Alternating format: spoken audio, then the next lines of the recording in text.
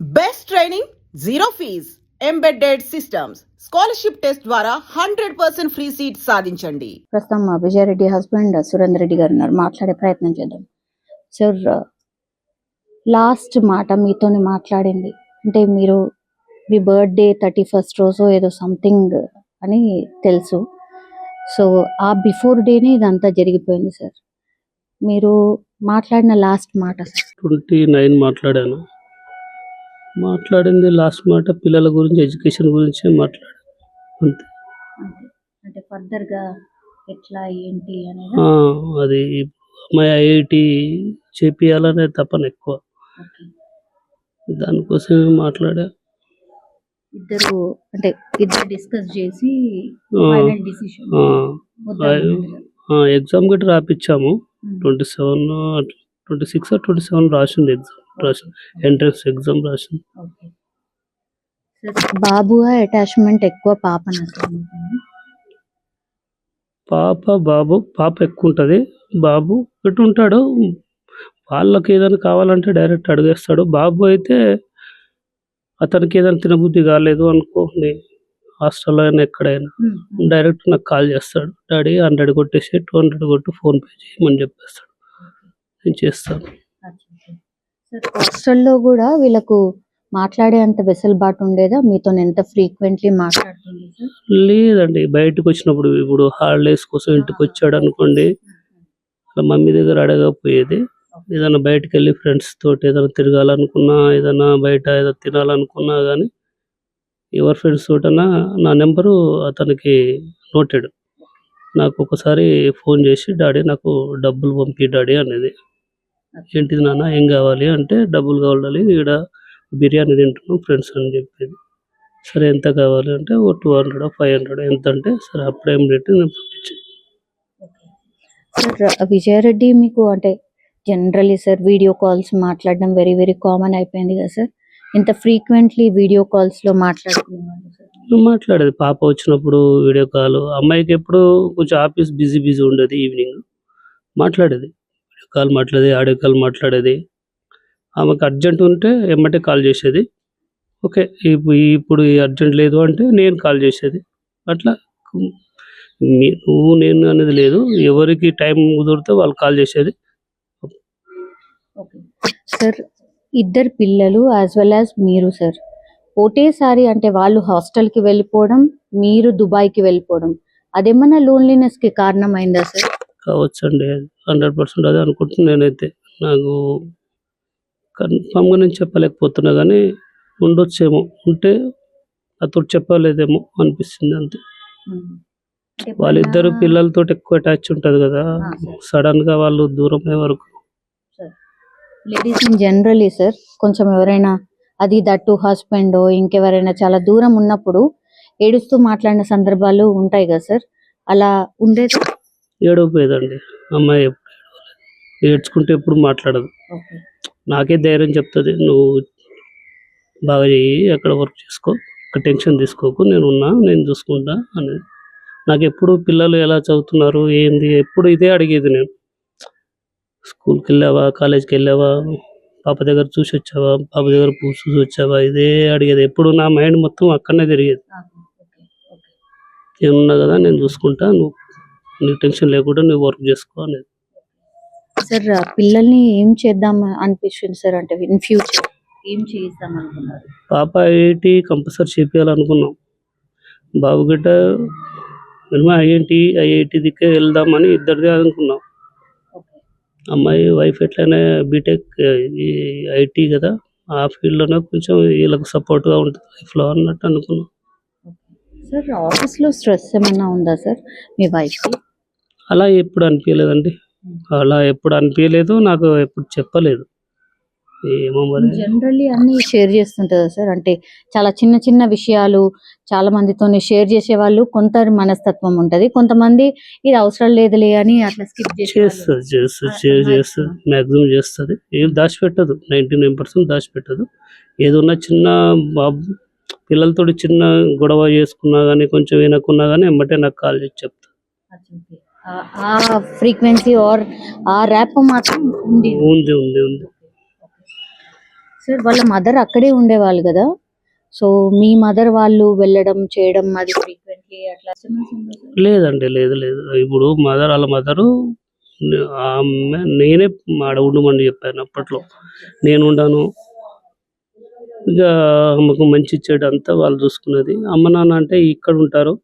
వీళ్ళకే ఏజ్ అయిపోయింది. వీళ్ళకి చేతనైతలేదు. ఆమెకు వాళ్ళ నైట్ షిఫ్ట్ ఉందనుకోండి, కొంచెం వంట చేసి పెట్టడమో లేకపోతే టీ చేసి పెట్టడమో అని అత్తయ్య బాగా హెల్ప్ చేసింది. సార్ ఫైనాన్షియల్ డిస్టర్బెన్సెస్ కానీ ఫైనాన్షియల్ ఇష్యూస్ కానీ ఏమి లేవు అని అయితే తెలుసు సార్.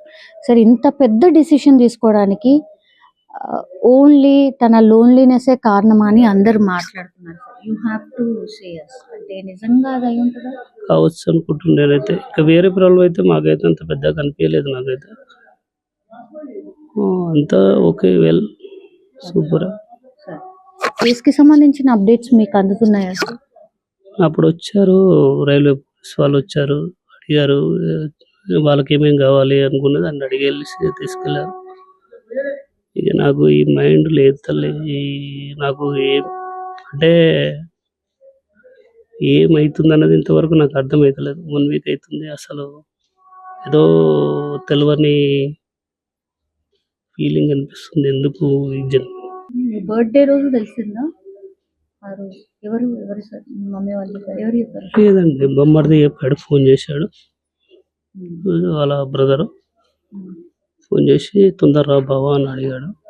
సరే, నాకు అర్థం కాలేదు. మార్నింగ్ ఫోన్ చేసినప్పుడు ఏదో బర్త్డే విషయం చెప్తాడేమని నేను అనుకున్నాను. తొందరగా రమ్మంటే నాకేం అర్థం కాలే. ఏంటిది అన్నాను. బావా తొందరగా వచ్చేయి బావా. మళ్ళీ గట్టిగా అడిగాను, ఏంది నీ ప్రాబ్లం ఏంది చెప్పు, ఇలా టెన్షన్ పెట్టొద్దురా అంటే, లేదు బావా శాంతి చనిపోయింది అన్నాడు. అంతే, ఒకటే వర్డ్. అప్పుడే ఇక ఆడిన కూలిపోయాను. ఒక 10 మినిట్స్ తర్వాత మళ్ళీ ఫోన్ చేసి అల్లుడు కోడలు గట్ట చనిపోయింది అని. అప్పుడు ఏం చేయాలో అర్థం కాదు. వాళ్ళిద్దరికి కూడా ఫోన్స్ ఉన్నాయా? పిల్లలిద్దరి దగ్గర కూడా లేవండి. హాస్టల్ ఉన్నప్పుడు అయ్యారు కదా, ఇంటికి వచ్చినప్పుడే మాట్లాడుతూ ఉంటారు. సార్ సూసైడ్ నోట్ తను రాసింది చూసారా సార్? నేను చూడలేదండి. చెప్పారు కానీ నేను చూడలే. నేను అసలు వచ్చి నుంచి నేను బయటకు వెళ్ళలేదు ఇంతవరకు. ఈ మన దాంట్లో ఇది ఉంటుంది కదా, వెళ్ళారు కదా, హౌస్ నుంచి బయటకు జరిగేది ఉండదు.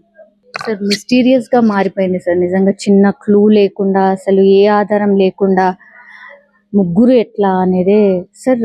మీ ఇద్దరు పిల్లలు కూడా కొంచెం మోటివేట్ చేయడము, అట్లా కాదు పప్ప ఇట్లా, అట్లా కాదు మమ్మీ ఇట్లా అని చెప్పిన సందర్భాలు ఉండే ఉంటాయి కదా సార్. అట్లా మాకెవరు చెప్పరు. మాతోటి కొట్లాడతారు. మా పాప నాతోటి చాలా ఫైటింగ్ చేసేది. అంటే కామెడీగా జోకులు అలా అంతే. అబ్బాయి గట్రా అంతే. నాకు ఇది కావాలి డాడీ, నాకు బుల్లెట్ కావాలి, నాకు i4 కావాలి. పాప అయితే ఏం కోరుకున్నది కాదు. పాప వాళ్ళు వచ్చే డాడీ అంత దూరం ఎందుకు అని అన్న సందర్భాలు ఉన్నాయి సార్. మీ పిల్లలు వచ్చే డాడీ మిమ్మల్ని మిస్ అవుతున్నాం రండి అని అలా లేదు. వాళ్ళు బిజీ వాళ్ళు ఉండేది కదా. వాళ్ళకు నేను ఆ ఛాన్స్ ఎప్పుడు ఇవ్వలేదు.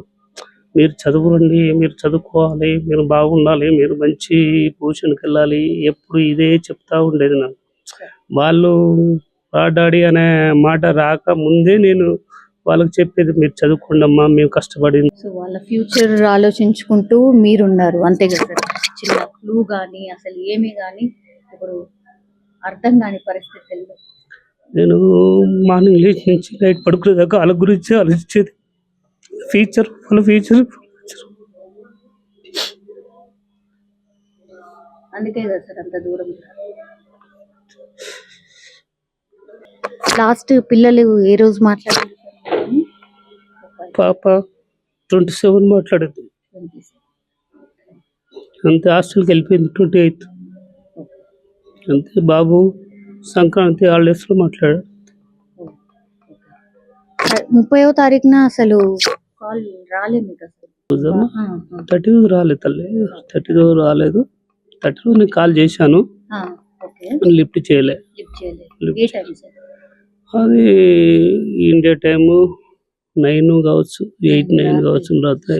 స్టేషన్ లో ఉన్నారు ఉందా, మళ్ళీ హాస్టల్లో ఉన్నారా తెలియదు. ఆ టైంలో చేశాను నేను. మామూలుగా రోజు చేస్తా ఉంటాను కదా ఈవినింగ్. అమ్మాయి కంపల్సరీ రోజు మాట్లాడేది. మాట్లాడేది. నాకు టైం ఒకరోజు దొరకనప్పుడు ఆమె అమ్మాయి అన్న ఫోన్ చేసేది. ఇద్దట్లో ఎవరైనా ఒకరు వన్ డే తర్వాత వన్ డే అన్న ఫోన్ చేసేది. మీరు అడిగిండ్రా సార్? అంటే మీ అత్తయ్యని గాని లేకపోతే మీ బామ్మర్దిని గాని అడిగిండ్రా అసలు ఏమైంది?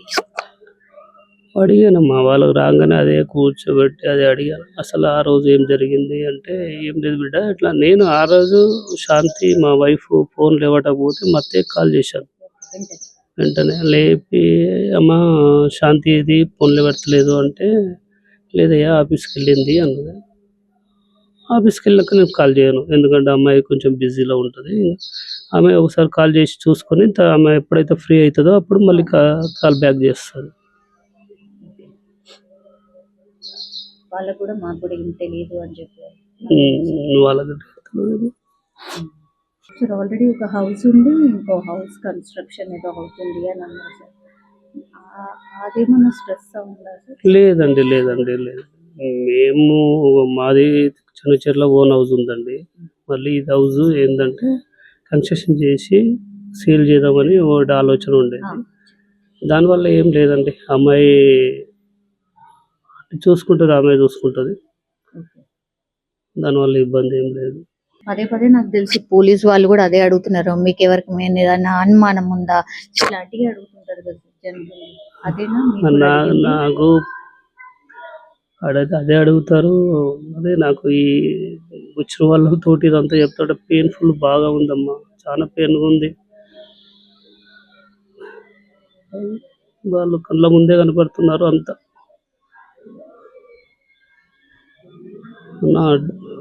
ఇలా లేరు అనే మాట నేను తట్టుకోలేదు. చూపెట్టారు, వాళ్ళు వచ్చి చూపెట్టారు. నేను అడిగాను, రైల్వే పోలీస్ వాళ్ళు వచ్చారు, ఇంటికి వచ్చినప్పుడు అడిగితే చూపెట్టారు. వీళ్ళకి తెలియదు అనుకుంటున్నాను, పిల్లలకు తెలిస్తే మాత్రం అబ్బాయి ఎట్లయినా వాళ్ళ మమ్మీని సేవ్ చేస్తేమో అనుకుంటాను. కొంచెం యాక్టివ్ అట్లా ఉంటుండేనా సార్ అబ్బాయి? చాలా యాక్టివ్ అబ్బాయి. ఆయన అప్పటికీ కొంచెం అక్కడక్కడ సీసీ కెమెరాస్ లో అటు ఇటు చూస్తున్నాడు సార్, మీరు చూసారా? ఎంత గమనించలేదమ్మా నేను, కానీ అబ్బాయి కంపల్సరీ కాపాడు వాళ్ళని. తెలియకుండానే ఇదైపోయింది అనుకుంటున్నారా సార్? నేను అనుకుంటున్నాను, అలానే అనుకుంటున్నాను. అంటే ఆల్ ఆఫ్ సడన్ ఏమీ చెప్పకుండా ఇట్లా ఇదైపోయిండ్రేమో అని. మిస్టేకన్లీ ఏమైనా జరుగుంటుందా సార్ మరి? తెలియదమ్మా, అది నాకేం అర్థం కాలేదు. ఆ సీసీ ఫోటోలు చూసినప్పుడే ఎందుకు ఇక్కడ దాకా వెళ్ళారు ఏంది అనేది నాకేం అర్థం కాలేదు. అంతే.